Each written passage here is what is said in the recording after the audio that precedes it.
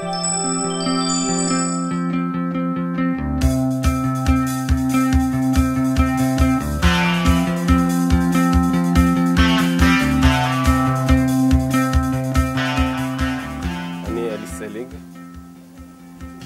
גר במושב מטה, אני בן 29 עוד יומיים. פעם בשבוע בימי רביעי אני מגיע לפה לאורני.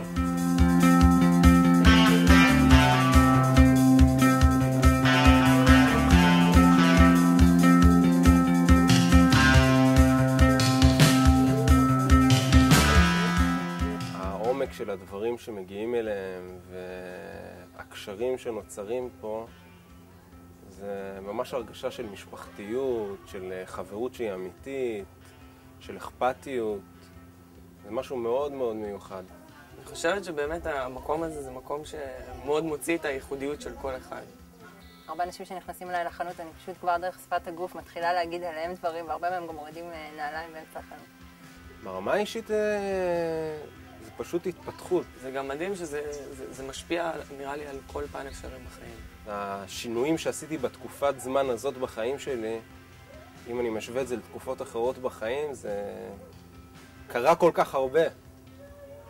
אתה לומד לעשות עבודה עם עצמך, להתחבר לגוף, להיכנס לכושר, לאכול נכון, לשים לב למנגנונים פנימיים שיש לך, לשנות יחסים מול אנשים, יחסים מול עצמך בנושא עבודה, כסף, פרנסה, התקדמות בחיים. ואחלה חבר'ה. כרגע יש לי 3 לקוחות. יש לי קליניקה, היא ממוקמת בתל אביב. אני בשנה ראשונה, כבר התחלתי לטפל, יש לי מספר מטופלים.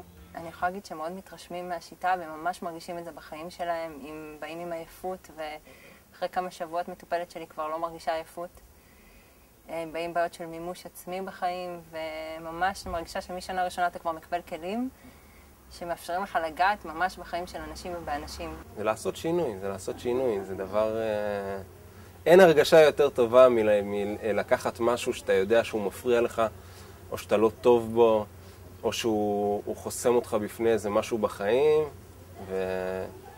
ולעבור אותו ולצלוח אותו, ולא להתעלם ממנו.